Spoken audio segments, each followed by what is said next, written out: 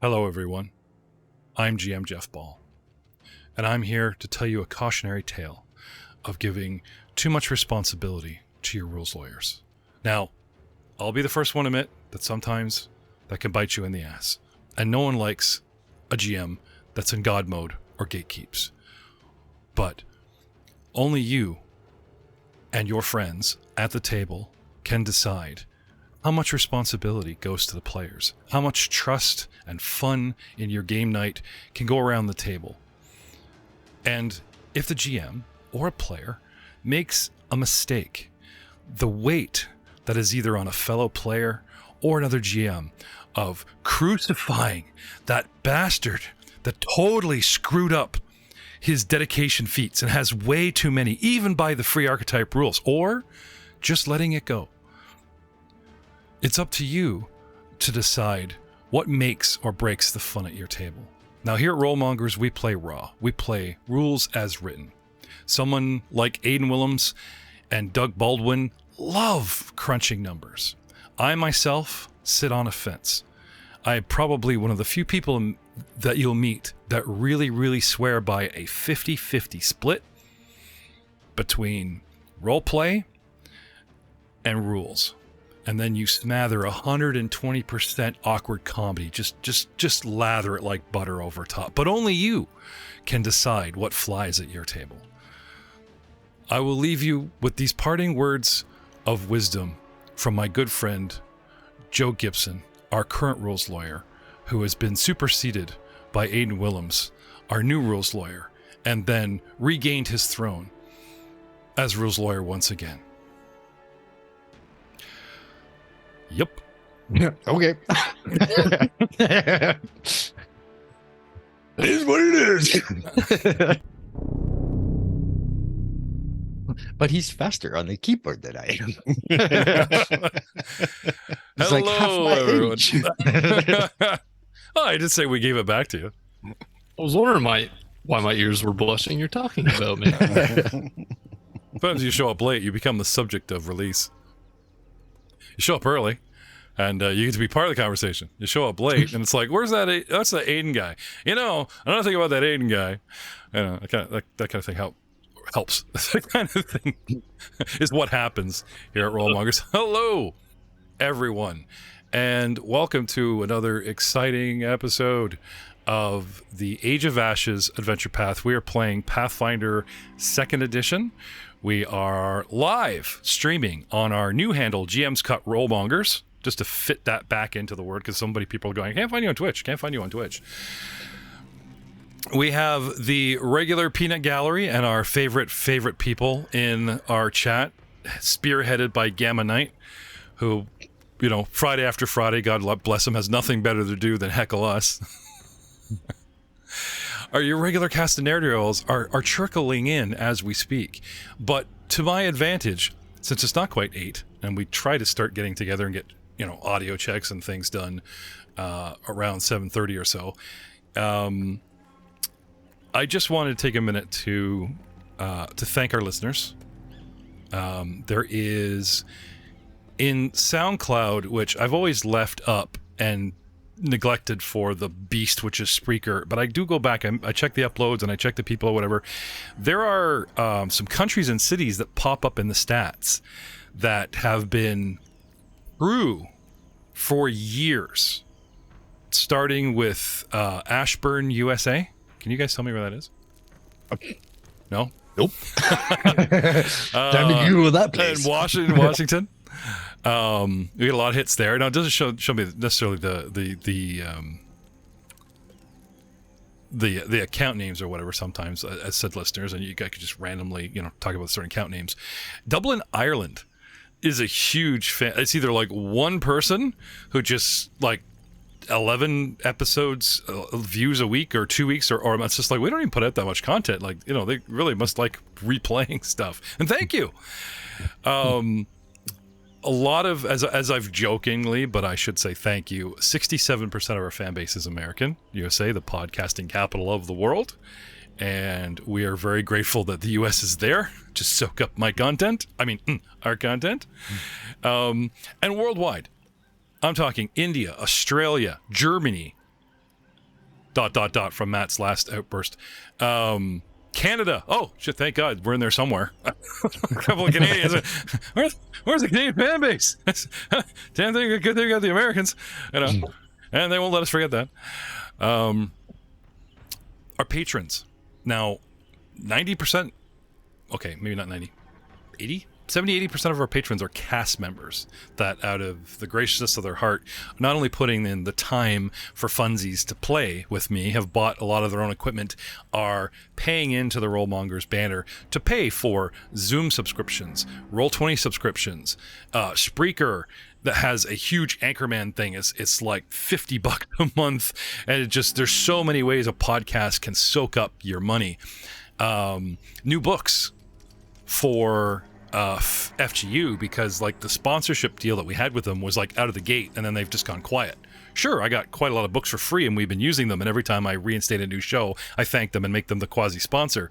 But certain adventures down the road and all our other shows or whatever, we're purchasing this ourselves, and the Patreon help really does help with that. We have a new patron, an Ep.70. Shout out.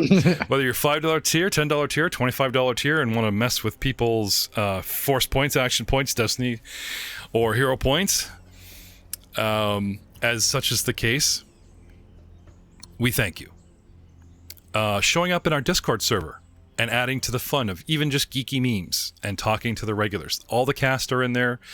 A lot of our fans are in there, and they really do like the dad jokes, I'm gonna say, and they really do like they really do like our geeky memes. But we have columns in there about anime inspired and movies inspired, where you watch it. I just watched an anime that Matt just binged called Revengers, and man, does that make me want a game. I finished that series. So good, wrapped so nicely. Oh yeah, and I'm just like, I'm dying. I actually just had a really interesting thought, Jeff. What's that? We should have polled our audience for the reincarnation thing. Yeah. Well, it's funny you should say that, because it's not done yet. Oh no. I've been reading a little bit up on the Moagi Expanse. I've been reading the Book of the Dead. I've been reading The Impossible Lands. The unfortunateness of my family staying in multiple houses until we go buy our new house has given me the odd night where it's like, ooh, I'm alone, I can read, sweet, I don't have to do this or do a little bit of reading. And holiday today, so I got up, got my tea, did not shave, sat there in my jammies, and started cracking open books. Joe, you'd be so proud of me. It only took 3 years, but here we are. Yay! That's a Tuesday for me. And the first thing I find is mistakes in our characters. How dedication feats have been jostled and piled on wrong at the end, and a whole bunch of, not naming any names. But, and this gets me all wound up. It's like, is it too late to address these things? Today, I got a notification from Doug Baldwin. Yep, there he is right there, asking about Glug Glug. And he's like, hey, I never took any free archetypes, so here's Glug Glug without archetypes, and here's the new Glug Glug. Can I have GM approval on the new, Glug Glug? Now, one thing I've always enjoyed to shake things up here, so you don't get stale with the same 4 bozos, is we always have a 5th member, or we always have like cameos that run 1 episode, 10 episodes. We've had Matt Spiegler, we've had Samantha Curl, we've had a whole bunch in the Star Wars show, too many to mention, and we currently have Doug. And at the end of the book, we're actually going to start a Probably secret cook him and eat him, but don't tell. Yeah. Hey, that's what Glug Glug thinks you guys are good for. Yeah. Yum. Waste not, want not. I did look into whether or not we needed Muros's body in order to reincarnate him, because I don't want to go to waste. I started behind the scenes working on not 1 but 2 new shows, one for Star Wars and one for Pathfinder 2nd Edition, and I need Doug for both, more than just showing up like a cameo. No spoilers. I need his help behind the screens for both, and I need his help in the cast for both, so I'm not going to get into it or whatever. So there's still a lot of book 2 left, you know, we're at like episode 67, and sure, I burned 10 episodes on a side tangent of the. To me, it kind of feels like that encounter is like kind of the climax encounter for the book. I hope so. And now we're going to kind of shift into the last leg of the journey. That's how it felt to me. I would say it's not the climax, but one of the really good, if you will. Yeah. Like definitely one of the point top of the mountain, mini climax. Yep. I can promise you multiple climaxes in this adventure book, Matt. What? Mind, I don't want to. See, You have my attention. Well, that explains why my keyboard's so sticky, Jeff. I want to hear about this catfishing story. You want to hear the catfishing story, or maybe bring it next episode, halfway through the stream. We're already 11 minutes and we still don't have Messsina. He was dealing with little ones. Yeah, that's fine. So That's right. currently, in Breach Hill. Oh, there he is. Yeah. Hello.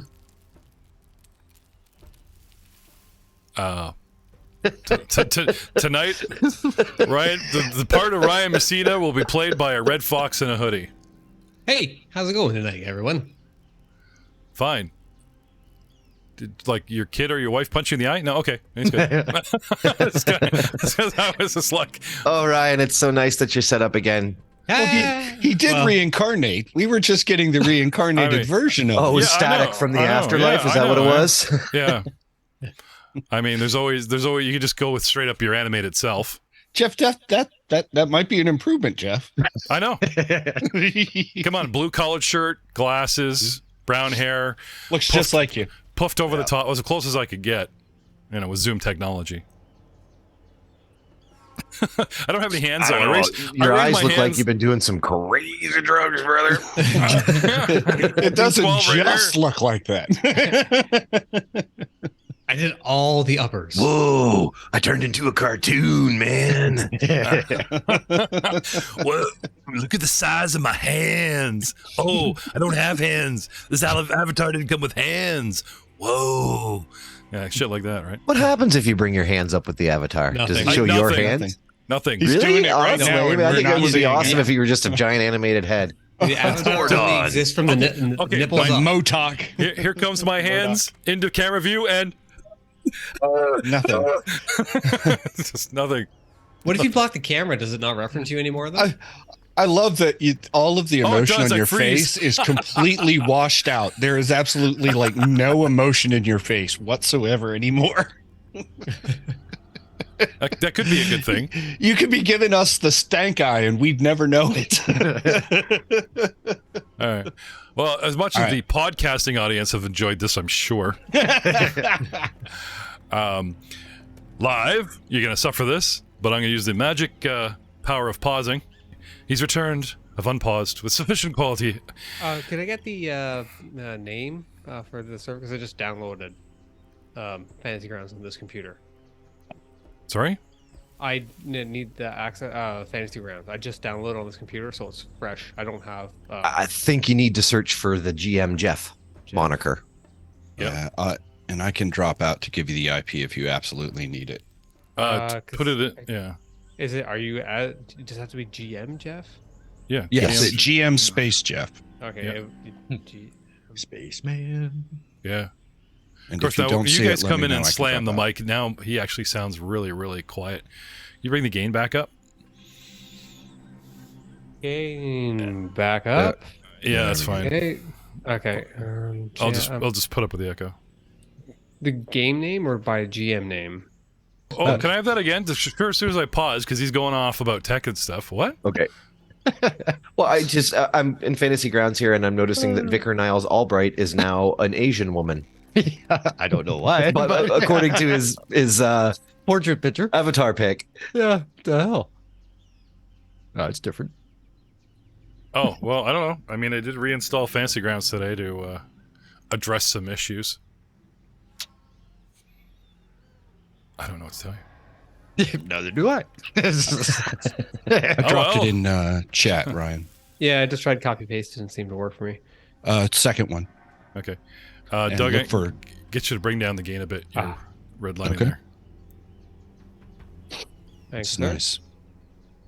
Did that work? Second one work? It's too far. Hello? Come back okay. halfway, Doug. Make sure you don't type it in. Don't copy and paste.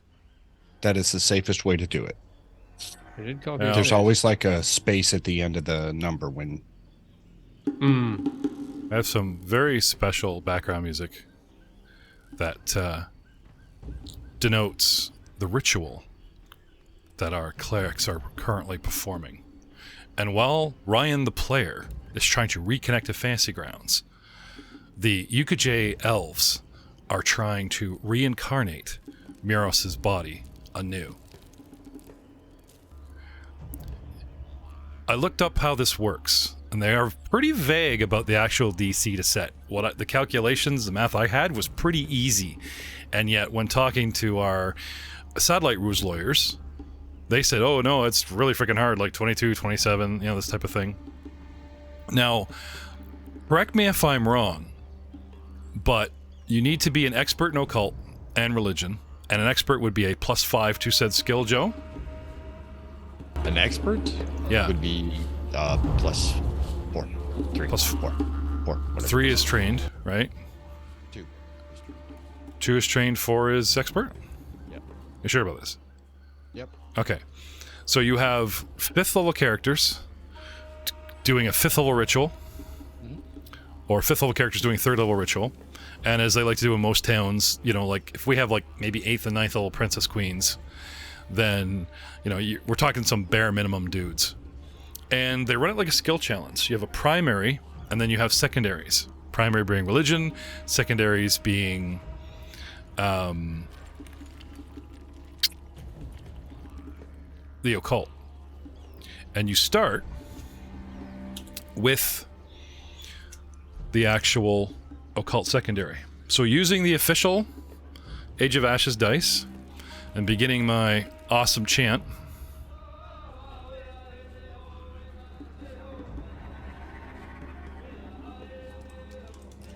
the UKJ begin 1,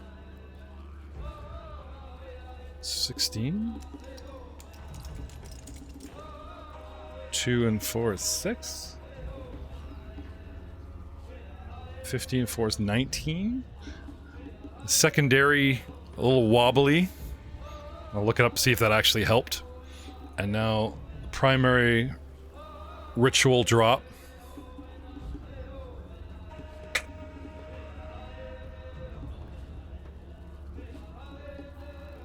A 6 for a total of 10.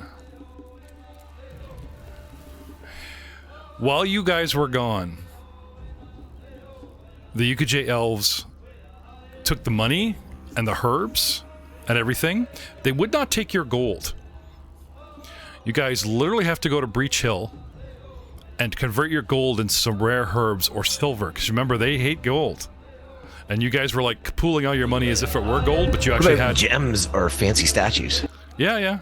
But a gold statue, right? Not a gold statue, though. Yeah. Yeah, because gold is the root of all evil. Well, it's the blood of Dahak.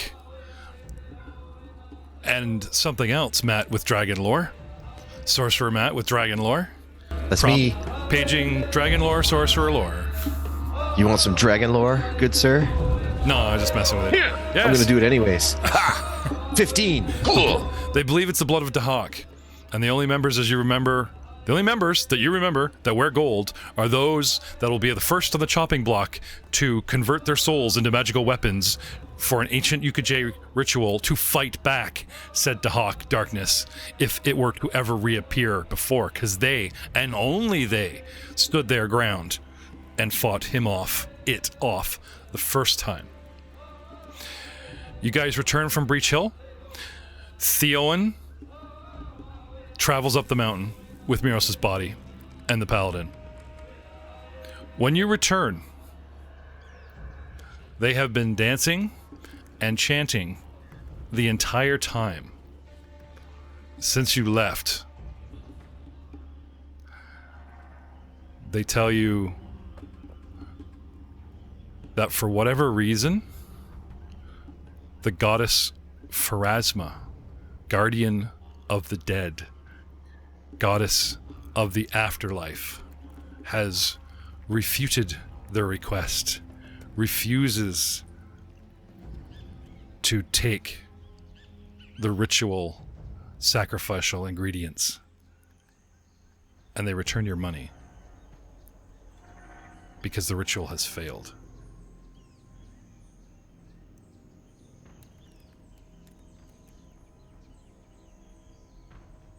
However, after doing some interesting research about reincarnation and resurrection and the raise dead spell, I found a couple things. I reached out to Frank Hamilton the other day and spoke with him for over an hour. Oh, the giggling. Yes. Got all caught up with Frank, his personal life and ours. Told him about the game. He told me how he got 6 episodes into a Kingmaker round table at private game. Good for him. And then it died. How he terribly misses gaming and us. And I told him, I assured him that we would take him back in any and all of our shows in a heartbeat. And even though he's changed jobs again, is now working 2 jobs that go right into the weekend, that we still have hopes of his return. He could not believe that the mighty Muros had fallen after nearly dying several times. This got me to thinking about the near-death experience, but we'll get back to that. About how he was our front and second line, and how Frank himself as Theoden was our executioner, as it were. The two were a mighty pair. So I wonder, in some lost footage where we jokingly had Muros' soul go to the Hall of the Gods and it turned out to be a cybernetic club, in a rare disappointment of awesome Joe Gibson role-playing, who played his own god and led him through the crowd, sat him down with gods that may or may not be interested in his soul, like Kyrgyz was there for no good reason, but a nod to Doug. Torag himself. All good reasons. All good reasons. Torag, the dwarven god, etc. And we had ended this episode without Pharasma being in it, the lady who actually makes said judgment. And then today I cracked open the Book of the Dead and learned of gods like, well, there's ye old ferryman. His symbol is a skull with 2 coins for eyes, Charon. There's a goddess of vampires. There's Kellius, the god of feasting and ghouls. And there's Urgathoa, who legend says, religion, anyone? Ooh, I'm trained in religion. 27. 17. Still looking at our cleric. I'm sorry, I was doing stuff. Hey, I was trying to get a new avatar. I was busy drinking. You're a very. I actually kind of like the new picture. 28. Okay, Lobrak. Urgathoa is the goddess of undead and dying things. Glug Glug and Vicar. Legend has it that she was the very first undead that, when standing before Pharasma to be judged, to pass on to the afterlife, she refused, found not a way back, but a way to cheat death, a sideways way of doing it, and became the goddess of undead. And now, as if to stick it to Pharasma, because that goddess is one of the ones that has the voices of the Spire and all kinds of, factions that hunt, kill undead. They actually have all the vampire hunters and everything in the Book of the Dead. Very cool book. I recommend checking it out. Particularly liked how the entire book is written from the perspective of one undead person who became a ghost, and it's like his memoirs, and he talks about everything, all the gods and powers, and playable races as undead. At the end of our episode, Muros had enough of being sold off like cattle, found an exit, was baited towards a light, and slipped through it. And now he stands in an empty plain. And again, I refer to how awesome the planescape, that black water that the psychic girl Elven from Weirder Things stands in whenever she, astral projects. Okay. Muros Anvilbender. Heading through that door, you find yourself on a plane of nothing. Looking all around, and just like in Weirder Things, as she suddenly connects or perceives something on the black plane, you see a couple of figures. Okay? You see Theo and your cousin, and you see the paladin and your tightly leaf-wrapped body, and they are walking along to your distant left. To your distant right on the horizon, you see and hear a small cabal of Ukaj clerics performing a ritual. You were left alone for some time to let this sink in. And then a voice in your head. You look all around to see where the voice is coming from. It is feminine-ish, powerful, and seems to come from the ground, but resonates in your own skull. Glancing down, instead of your own reflection, you see the reflection of a woman. Dead eyes, tangled hair, shoulders and arms that end just above the elbows and become skeletal arms. A torso, her hair covers her breasts, and flesh that ends just above the last rib, and her entire bottom half. Oh my god, look, her you can see her Parmesan cheese. No, her pelvis, and right down to her feet is all skeletal bone. And as you bend down to look, she bends up as your reflection and looks at you. And then is gone. Says nothing to you. Gods don't have time for every last mortal. Your own reflection returns. And you see your reflection begin walking, one towards Theowen, and one towards the clerics. What do you do? I've been getting a lot of traction with gods lately. Well, a bunch of them, a bunch of daft ones.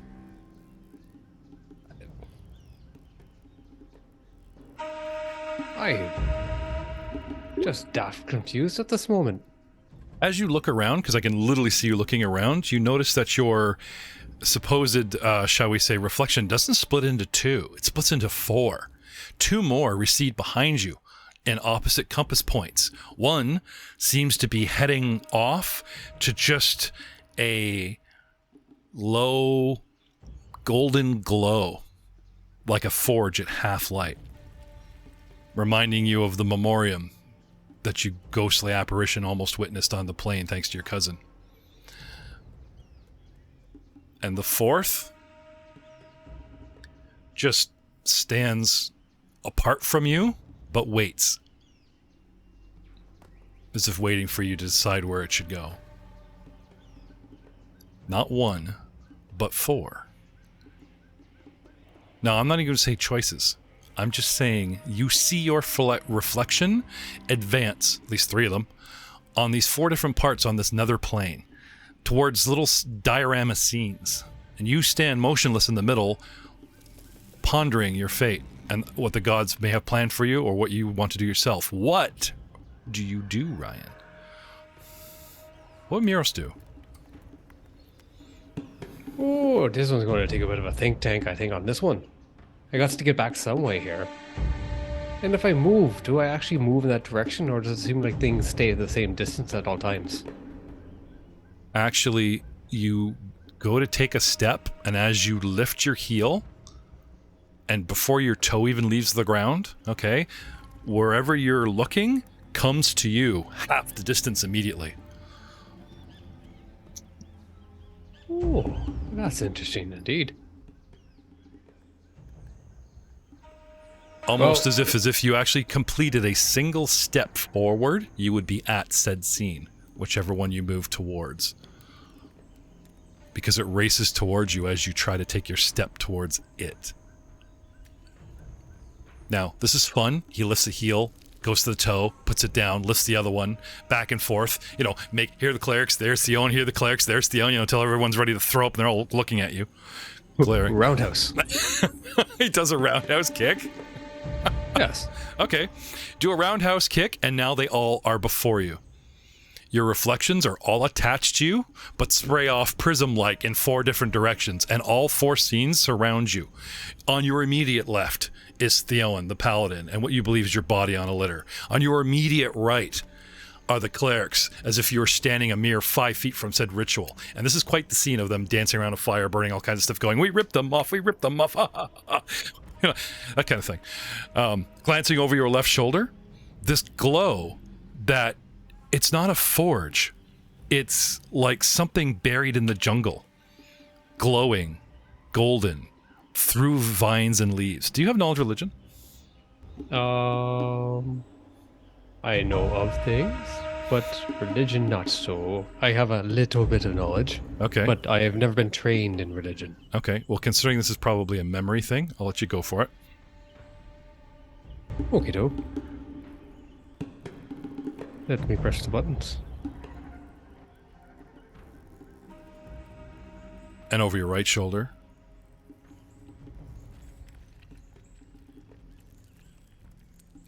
Oh, I don't have the button. You hear something. It's soft at first. It's a tapping. And then it's a consistent noise.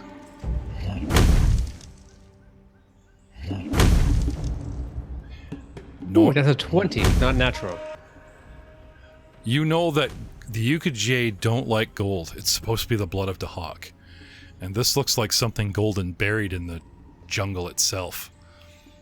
And though one reflection seems quite perplexed. And then over your right shoulder, this banging, this thrumming, this hammer on anvil and hot steel.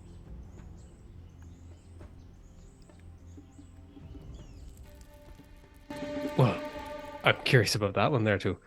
But the shiny gold thing really got me.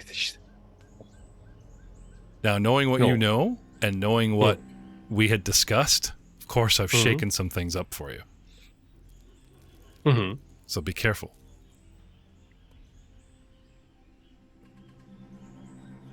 Forge. Maybe that's Murden. I do think I kind of pissed him off a bit. Maybe I should go say I'm sorry if that's him. I'm just gonna take a little boo over that there. And I head toward the tinging sound. That sounds like a forge. Okay. One step, and the sound becomes a door. A very familiar door. You are back in the mountain.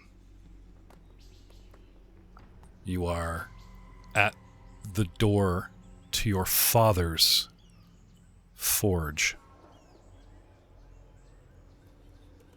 Old Stovix. Oh, if he finds out I'm dead, he's going to be pissed. I best not go this way. If he finds it, oh, this is bad. Tell me about your father. Oh, he's a war priest. He's yeah, of he's did his life of adventure, and he chose a non-typical god to worship us for a dwarf too. Oh, Didn't raise me in her under her tutelage. He said religion is something more personal. You need to find your own way in it in that regards. But what was she always about? She always had this rose. There was always a rose on the shield. I can't remember her name on the tip of my tongue there. But always fighting about freedom and independence. Very untypical of a dwarf. okay. You decide you recoil in fear or decision not to pester Dad for the rebuttal you might evoke. Oh, if I go poking around him as a ghosty, he's going to turn me faster than the rain falls down. Okay. So what do you do? Okay. I go take a little boo over that gold thing there, because I still it's a dwarf at heart. Okay. You find yourself what you would guess is a jungle, possibly the actual Mwangi jungle itself. And at the base of a tree, completely covered with green moss and vines, there is some sort of twinkle of gold, but it's not just gold from like reflecting sunlight. It's actually like a soft hum or a glow is coming off of this thing. I go over and try to brush off the stuff. Okay. Your hands passed right through it. Ah, fuck. But when you place your hands inside it, again, Matt, see, this is why you gotta leave your mic open, buddy. I appreciate the respect and everything for the moment of the cutscene, but you know, laughs are good laughs, man. As with the rest of you. It was just so Muros. Ah.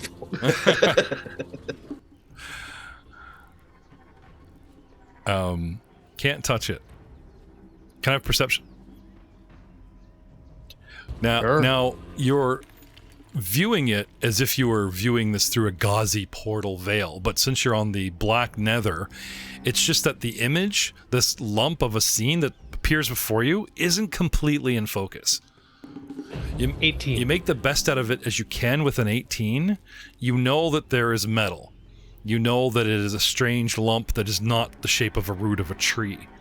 You know that it is covered in some sort of overgrowth, and tiny bits peeking out through said growth are literally glowing in a goldish hue. Now imagine... But I want it. But imagine Muros, the druid, like, you know, lying right down with his head on the ground to an ear, like trying to look up it, trying to look over it, trying to look all around it, you know, type of thing. Yo. Well, if my hand goes through it, I stick my face in it. Okay. You just kind of peer through the scene like clipping through a video game wall. It just becomes, you know, it's paper thin and becomes something else, more black nether. Suddenly, arise in the chant some sort of climax, Matt, if you would, in the actual ritual, drags your attention, and you find yourself before the actual clerics. And you're not just near them. You kind of look, and you're in the circle, inside, and they are chanting around you. Oh, I feel awkward. Is this one of those elven orgy parties? I really don't want to be a part of this. Ah, it didn't stop you and the greasy, oiled-up goblin last time. That's a goblin, not an elf. But you guys were trying to seduce elves. Well, that was just a competition. Oh, okay. Gotcha. His real goal was the goblin, but the goblin's no, not no, into no, no, he- orgies, you know what I mean? He was going the No, roundabout way. You guys set down a diplomacy challenge, and then you said, well, let's try this angle, and he took it as a challenge. No, I respect that. It's completely different mindset. And as you said before, totally Muros, right? Muros doesn't have sex for fun, especially not with a bunch of cocaine-hide elves. No, there has to be purpose behind it. Lives have to be at stake. Oh, and much more alcohol is being consumed. Oh, Jesus. You just realized how dry you were. Oh, I need a drink. What you gotta do to get a drink around here? Is there anything that I see? Try to envision a bar. Oh, I think really hard. Beer. Beer. I open one eye. Okay. Close your eyes, and now you're on a line. You're in a different planescape. I wouldn't call it hellish, but there are distant storms in the horizon. Rocky ground, and only the path seems treadable. There is a line of people, and I mean a very, very long line of people. Many races, mostly human, they tend to die a lot. And they're all winding their way along a path towards a very, very large black spire in the distance. No, Well, that doesn't seem very welcoming at all. no beer. Tap the guy in front of his shoulder. Okay. Hey you. The guy turns and looks at you. He looks to be like some kind of tranced or maybe just very, very tired. His eyes are half closed, his mouth slightly agape, and he just looks at you blankly. Where are you going? He slowly points past the line and towards the very top of the tower. What's the tower? He mouths the words, "the spire," but doesn't say anything. And then he mouths the words, "the lady waits. The gray lady waits for us all." And he's mouthing it like, oh, I'm looking at a dwarf, so I better speak common slowly. So it's kind of like, you know, the lady wait. Like there's no way you could not lip read this guy. That's okay. I think he's just a little touched. So yeah, it's okay. You're doing very good. But this line goes way too slow. Could I cut? He just looks back forward, and you notice that half the line is gone. We're like half the distance closer, and the tower looms very, very large. Ah. Very good. Very, very progressive. Okay. Muros is pleased. Huh. So Muros is getting bored. Okay. I'm trying to do the beer thing again. Okay. Beer. Thirsty. Close your eyes. Open them. Mhm. And suddenly you're in a hall, which you believe is in the spire. Black carpets, black onyx, everything. And yet just a hint of edges and accent colors like dull silvers and grays make up a macabre sort of hallway entrance, and very large doors to which you just sense is going to be some kind of throne room. Very good macaroni. Yes. Suddenly the doors crack open, and I mean only a hair of a crack. And you are suddenly sucked back far, far, far away. And you don't hear a voice, but you do get the distinct impression that the Lady of Graves took one peek at you and went, "Oh, hell no."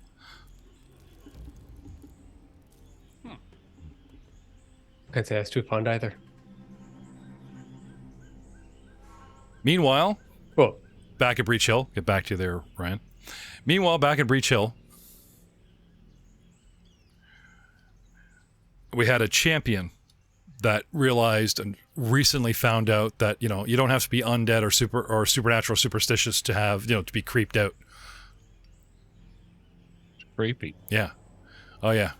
You met a real willy maker.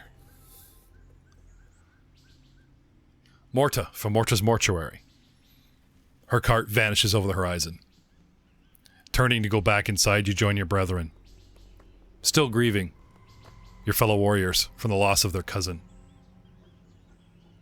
They didn't know when to quit.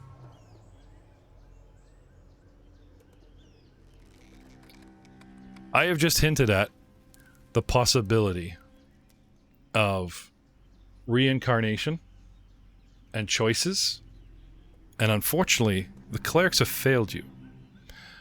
But Urgathoa and Pharasma have taken an interest, or at least acknowledged him.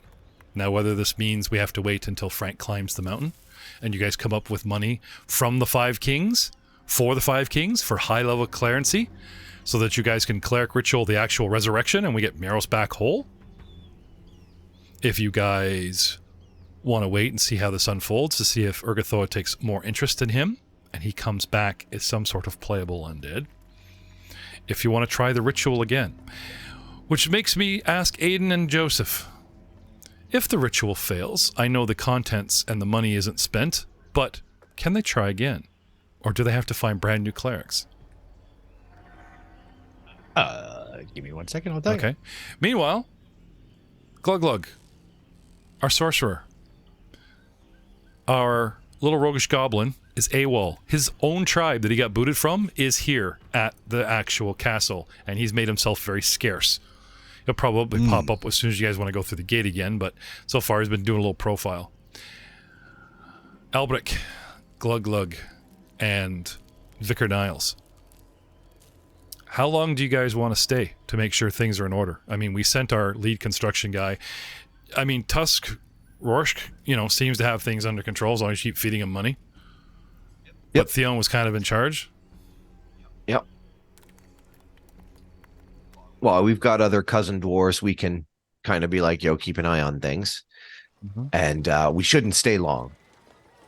We did want to get back and because we do, we do have the prior obligation of taking care of business in the jungle. Mm-hmm. Okay. And did we do all our dealing, like tie up all our dealings with what was her name? Hazel? Was it Hazel? The kobold or whatever. Hazel. Marched off to the southwest and directly south of Acravale to search for her people that ran off. She's looking for missing kobolds. There is still a whole bunch of jungle you've not explored, but... Oh, she's looking for missing kobolds? Yeah, but... We have a missing kobold. Well, no, we've got a couple of them. 2 of them. So, I totally forgot about that. You want to check in with Zib and Narf? Zib and Narf? Yes. That's so... For sure, take care of that. Go say hey, and tell him Hazel's looking for him. Okay. So you go down to, where their proverbial horde is? Yeah. Right, where their little rooms are? Okay. And you open the door, and they make no bones about hiding, the proverbial tripwire. You know what I mean? You hear the bucket rattle the top of the doorway. You see the rope a foot up pulling on the door as soon as you start opening it. The actual doorknob is sticky and unpleasant and smells weird. Now, kobolds are natural trap setters. That doesn't mean they're very good at hiding them all the time. And these ones didn't seem to be particularly adept. Bells go off. Bells go off right away like a jangle noise, and And through the door, you hear, and you hear the harsh stage whisper, the bells went off. Oh, brother. So what? Go see who's at the door. Stupid goblins. No. We, they set off the trap. Oh, all right. Well, let's go look. Why are you coming with me? Well, when I said us, I meant you. Oh, right, brother. And then you hear scrape. Like someone's those creepy horror movies where the guy has a huge rusty hammer or whatever, he drags it across the floor. That's what you hear. Right? Beware, foul goblins, for you are entering the presence of mighty, not one, but several mighty dragons. Fear our wrath. And he just slams whatever this thing is against the back of the door, and it closes it with a solid thud.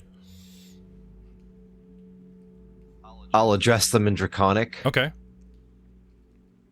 And send greetings from Hazel. Ask him how's it going, boys. It's been a while.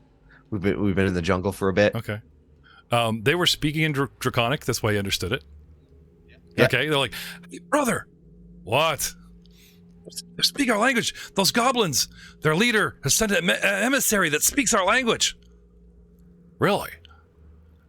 What should we do? Well, open the door. Duh.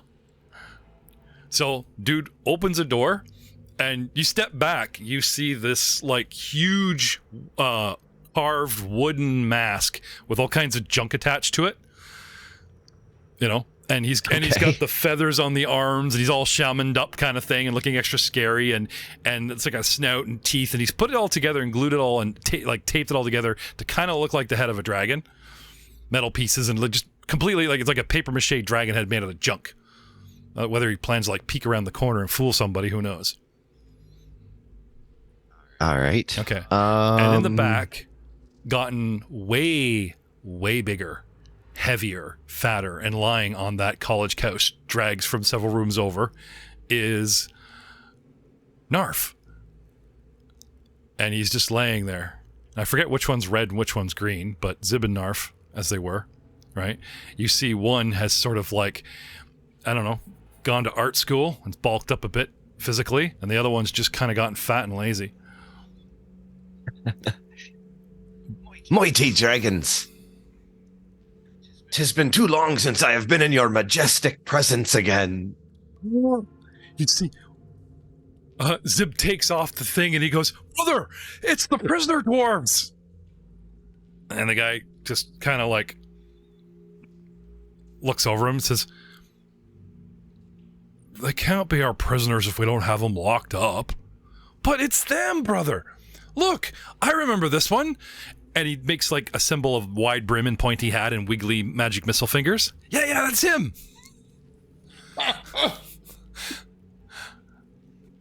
Come. Right? And do you come in the room? Yep. Okay. He slaps a very broken and probably easy to get out of leg iron on your ankle as you step in the room and presents you to his brother. Like, he's reprisonered. But this thing is this thing is so broken as you feel you could just shake it off. Right then. It's terrible. Well, then, prisoner dwarf, report. Where is all the gold and treasure you promised us? Where? And they just start making up like everything you said you would do to go away. They remember, and these added some weird shit to the list. You know? I'll look shocked. Don't you remember? Don't you remember? We already paid you long ago. We've been sending goblins down with your payment for the last, I don't even know how long. You've been answering the door to the goblins, haven't you? They look stunned. They look at each other, and then Narf just picks up something and wails at his brother and hits him off the head. And then Narf goes, I didn't know. And Narf's like, yeah. Anyway, Narf rolls off the couch and just got murder in his eyes and picks up like a glob of food out of like a wooden bowl, right? And throws it down on the ground instead of throwing it, and then just puts the bowl on his head like a helmet and rushes at Zibs, coming right at the two of you. What do you do? Oh! Kill him. And he's speaking and hissing like Draconic with the heavy Hicks accent. Yep. That you're just lost in translation. Like he's got so ethnic with whatever the hell he's yelling at his brother. Right? Brother jumps behind you. Gives you a shove towards death. It's like, lads, calm down. I bring word from Hazel. And see if that sparks any recognition. Okay. Narf charges across the room, slips on crap, and goes stumbling past you. Zib just kind of, 180s around you to keep you between him and his angry brother. Narf lays in a heap at your feet, defeated, and just rolls over like he's exhausted from that one thing. So what? He says. Stupid goblins probably spent all our money. Aye. They're likely to do that. But as I was saying, I bring word from Hazel. Her people have been freed from slavery in the mines. Oh, that's good, brother. Hazel's been freed from the mines. What mines? And the other one says, who's Hazel? So they don't know who she is? Okay. But anyway. Well, just came down to see if maybe you'd want to go back to the jungle. Join your brethren. Zib starts nodding frantically, empathetically, and wrings his hand in excitement, right? And Narf just looks at you flatly, and Zib looks over at him, excited, and then looks at you as if he already knows the answer, shakes his head, nope, we're fine here. Well, good then, good. Right. What's that over there? And I'll point behind them. Okay. And as soon as they're distracted, kick off the shackle and book it out the door. Okay. Down the hall, you hear the usual ranting and raving, but, as opposed to like, get after him and this, and it's all your fault. And, they start bickering, and one is really too heavy and fat and tired to, out of shape, shall we say. No shaming here to do anything.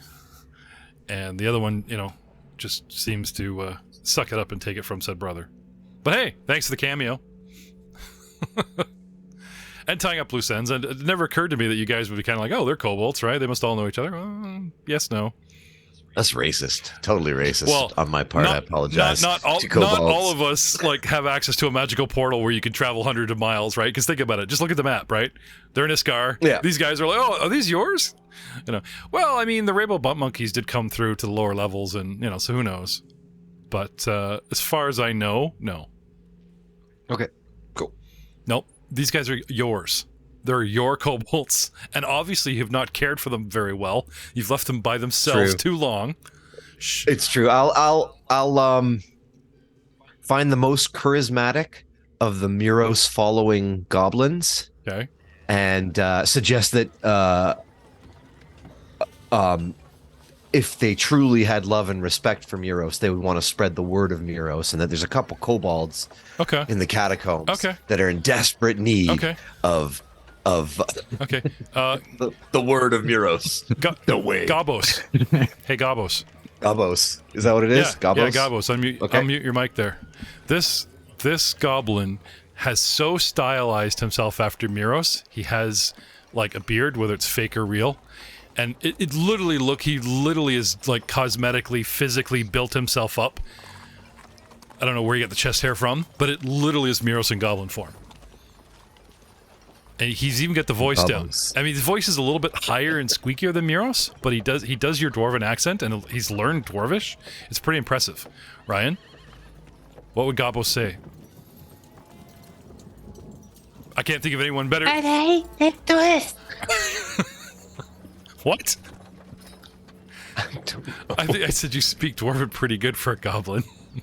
He's got the accent down pretty good. I couldn't think of anyone better than you to play a guy that styles himself after you, so there you go.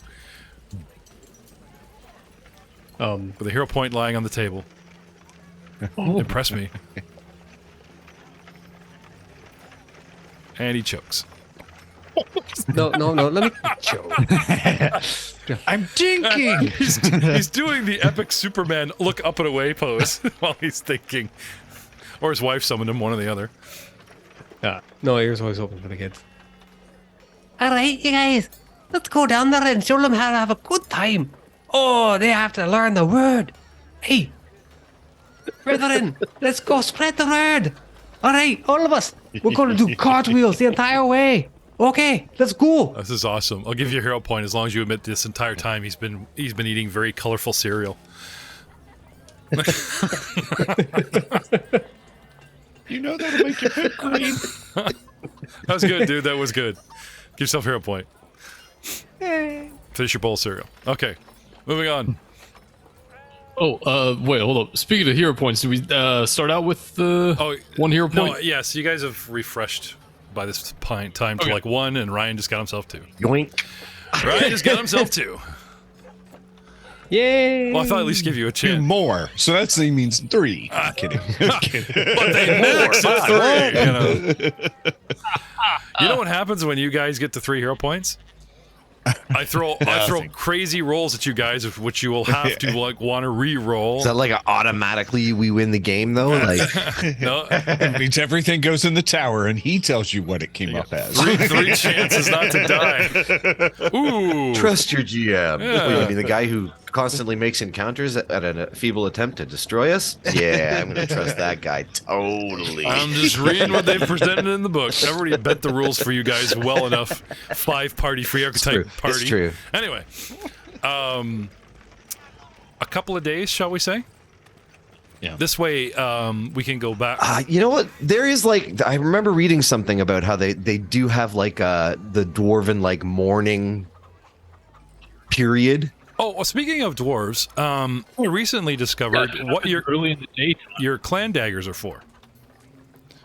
When the mother is pregnant with a child and expecting, they forge a clan dagger for said child. And when the baby is born, they use that clan dagger to cut the umbilical cord.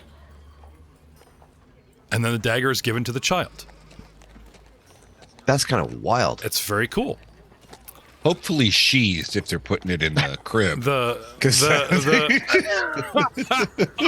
no, got a this is how soother we on the end of the developed. dagger on the hilt. Yeah, dwarves have very tough skin, so you know they can either take it or. Well, they don't start that way, but that clan dagger really I scars don't them up know. good. I don't know. Like you saw the scene with Thanos and like little Gamora. She's like 5, and he puts a dagger in her freaking hand. Check out the weight on this, Muros.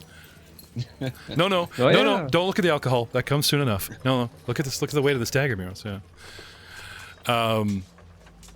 So completely made me lose my train of thought. We lost my train of thought. But hey, The clan dagger is used to cut the umbilical cord. In Dungan, the Dungan dwarves from Alkenstar, they have a gun.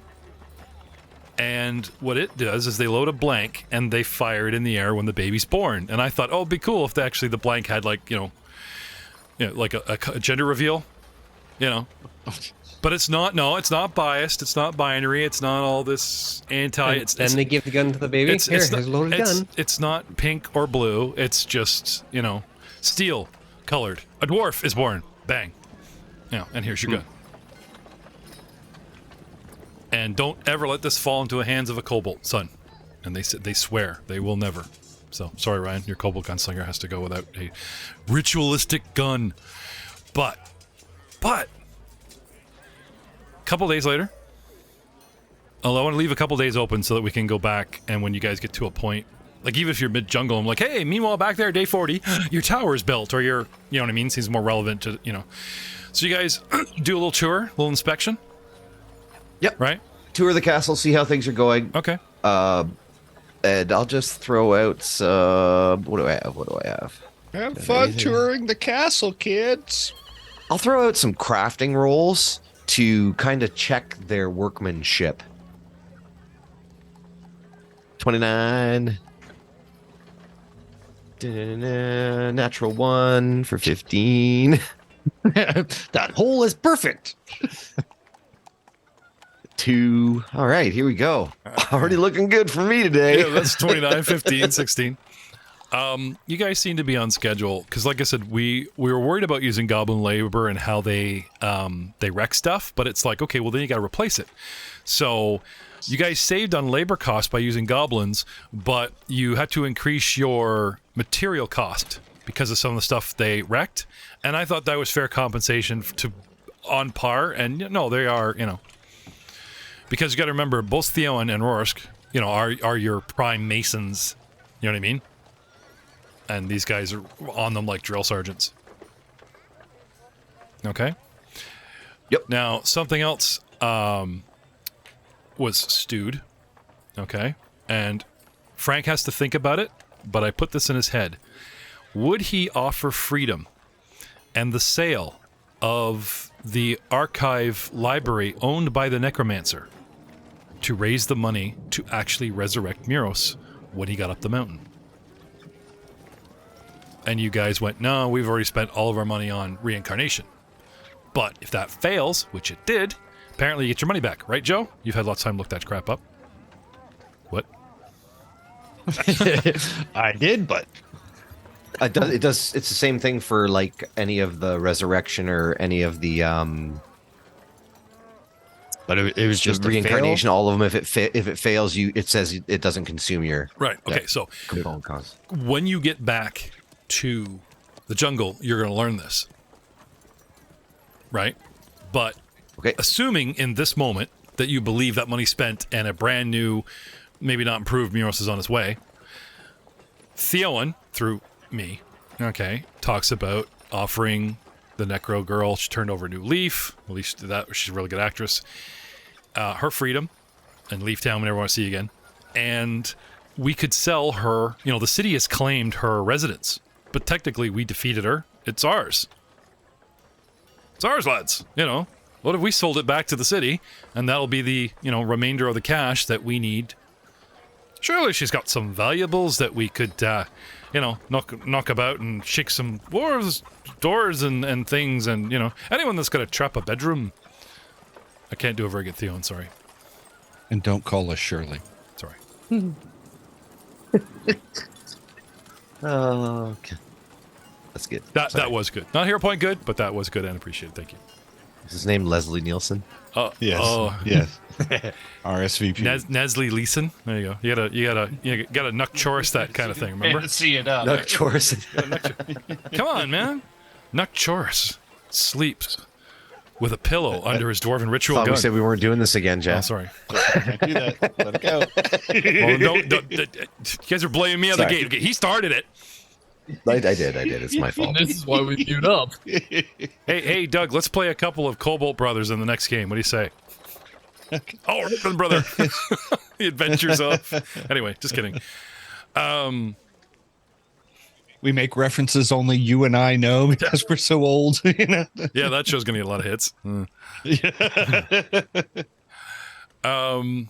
So, guys, is that something you would consider after learning that the reincarnation failed? Is take the time, take the 2 weeks or whatever, just put your lives on pause, chase down Theon with the rest of the money, and have an actual resurrection attempt done. Can all be done within this evening, if that's what you guys put your focus on. And this is why I stopped Ryan from going towards any kind of light or making any decision on the realm. Just like the clerics that failed pulled him, right? While he's poking at gold things and talking to Theowen and going towards the light or running from the river Styx or whatever, the clerics on this plane have the power to poof, you're resurrected, and might pull his soul from whatever the hell he's playing around with. So that's why I had to put him on pause. So I ask you. And ask Ryan, the actual player, would you like Muros back as he was, shiny and new, with 8th level? Oh, by the way, Ryan, you leveled. Feel free to go into your character and check out how you get a class feat and a skill feat this level, because I've already clicked on go, made you 8th level. New dwarf, who this? Yeah. Give him something to do. Yeah, no, I'm trying to find the book. That's what I'm trying to Yeah. Albric definitely wants Muros back. Yeah, in one form or another? Or just, would you guys spend the money to resurrect him and get on with it? Because if it's actually 2 weeks, the only thing that Glug Glug would bring up is whether we should, whether we need to get back. But obviously, he's, going to defer to whatever. Well, you guys are going to have to go back because you need to go back to learn that it failed to get your money. Yeah. So you guys you're going to go through the portal, but that's a matter of a day or two, And right? That's the 2 weeks already. Yeah. Right. Got it. Would we turn around and go, okay, well, time's a ticking, right? It is a time sensitive thing. Yeah, but you guys is it not? You guys barely made it. No, that was the reincarnation that was time sensitive. You barely made it back in time to reincarnate them, right? And they started the ritual or completed it, right? Even though I said they were doing the whole time. You guys went through the portal, so it's been like a day and a half or whatever. All this stuff happened here.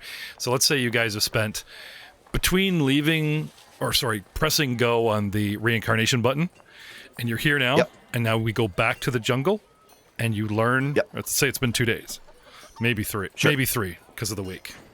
Okay. Where's the raccoon? We were told he was coming back as a raccoon. I'm curious about that damn gold thing. I don't think I can find that if I don't. I wanted the party to have a new pet. What do you mean it didn't work? You're like, Wait, do you mean I'm gonna give these Wait, if they were back? dishonest clerics, I wonder if they ever ran the market before where they brought in a raccoon. It's like, yeah, the resurrection worked. Here's your Yeah, here's Muros. And they take the money and they hand us a raccoon. funny you should say that. There's it not working, and then there's critical fail where your soul gets stuffed into an animal. And you're stuck. Yeah. And it's not like the animal's awake and going, "Hi, I'm Rocket Raccoon." It's just like it's a container, and now it's like a raccoon has like eaten your soul, and you're running around. Yeah. Luckily for you, it didn't roll that low. So careful what you wish for. It actually called out unintelligent. Intelligence score of 1. Yeah, like it just. Not much different than Muros to begin with, right? The resemblance is uncanny. him. It's a raccoon with a beard, and you guys just swear it's your cousin, and it just raccoons. Look how he uses his tongue. That's definitely Muros. I think Glug Glug's in denial. He just goes and captures something, going, "Guys, I found Muros. He's back. I found him. My best friend. I totally didn't fail him. Kurgos loves me again. Look, I have focus points and everything."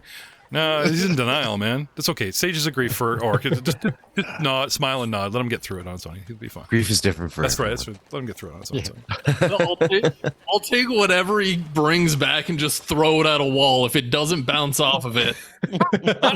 Goblin just... Nope, not him. Oh my god, he breaks the raccoon's neck off a tree. It's a jungle. Where the hell did you get a raccoon from? That's what I want to know. Did you get one in Breach Hill? Like, we're in a jungle. How the hell did you get a raccoon? Think about it. They're not indigenous to this... What the hell's going on here? And why did it bounce? Anyway, you're back in the jungle. The clerics sadly report that they were unsuccessful. But, here is your herbs that you can resell or, back or use. Minus the ones we smoked. When the ritual fails, Joe, can they reattempt it? No idea. Okay. Doesn't state. Some of the things I read at the gate was talk to your GM. If the GM wants Pharasma, it's up to Pharasma. So no matter how much the player in the party goes, yay or no, the GM, Pharasma, can go, hell no, right? So even though the cleric's rolls failed, I just thought it was funny that bit where like, she doesn't even get like the door. It just, the door opens and you just hear that blatant woman's voice. Hell no. I'm not letting your soul become a Strix or this or that. No. Get back in line. But then he runs off to this plane again, where again, some of the other powers that be are messing with him. But pause on that button, and here we are, in the jungle, with the clerics, in Akravel, a goblin, who strangely seems energetic and well-rested, even though he was scarce the entire time, a orc in denial, that is best friend, I don't know, maybe because he turned green frog a lot, who knows why he projected onto him, a sorcerer cousin, and a half-drunk dude from Wisconsin who claims to be our cleric. Half?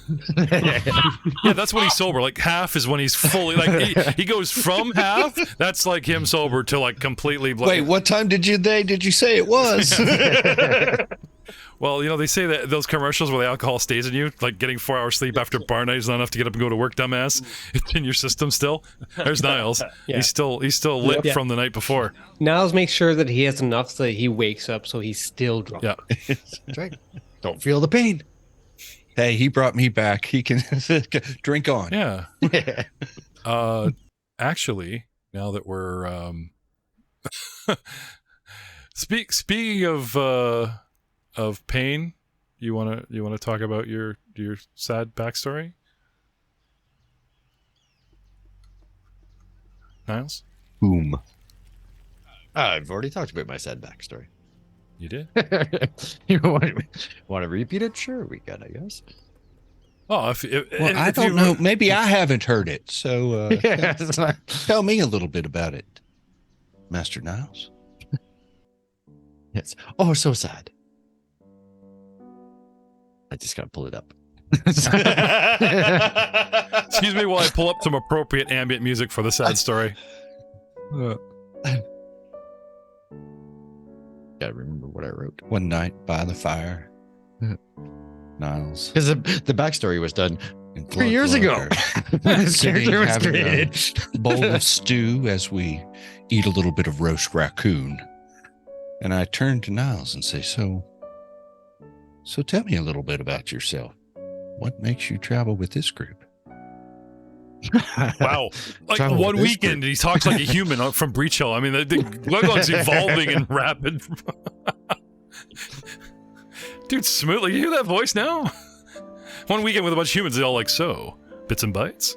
Handful surprise every time. It's like, Well, I did a little. no, it's good. It's pseudo narration. It's good. No, I know. I know that's what you were going for, but it's just like, damn, Glug-Glug's evolving, Got to come out the other end of this. I'm smarter than I look. Doug is desperate to impress me, ladies and gentlemen. He does not want this cameo to end. He's just pulling out every stuff. What do you got for us, Joe? I don't know. I can't find it. Okay. All right. I had a sad backstory. Kill the music. All right. Womp womp. All right. I was the runt of the litter. All the bigger goblins picked on me growing up. Oh, crank up the sad music again. And Yeah. eventually, Go on. I was exiled by my own clan, forced to wander the lands alone, getting kicked out of every bar, meadery, brewery, and otheries. But I always came out on top. Lobrak takes out a small bag of silver, tosses up and down. I always got him. So how'd you end up with like the little psychotic rat guy and his monkey?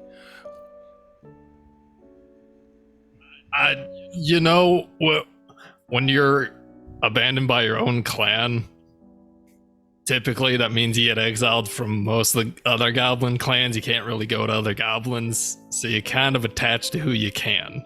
Okay. Most typical people don't want a goblin hanging around, so you find the weird ones. I mean, 2 dwarves and a human pretending to be a dwarf. Whoa, sick burn. Sick burn. Yeah, hero point there. Yeah, there you go. What? No, just kidding.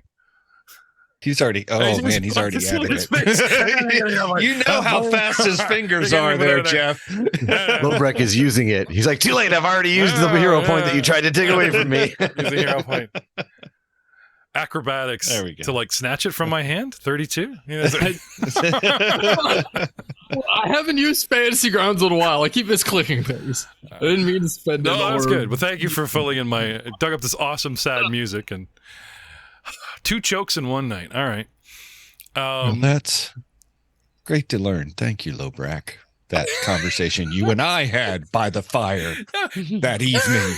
Now he's got a cardigan and a pipe. Who the fuck's been hanging out with this orc? I can't tell. Whoever's telling me a sad story. Just love it. Have some more raccoons. It's really gamey, but good. It's all meat to me. But you really have assimilated with the humans. Assimilated. There we go. That's the word. I found resistance to be futile. I don't know. All you hear is you haven't salted the humans as he's chewing away. You've yet to salt the human. Apparently that helps. That's what you need over time. So keep it good low. Let's end this episode on a high note. We're bummed. We're back in Acroville. We're down a man. If you want to call dwarves that, a fellow comrade. We're down half. One's into his next stage. He's gone from raccoons is Muros to like eating the raccoon and being his own like psychic counselor or something. So Glug-Glug's still working his way through his grief. Goblin's fine. No change there.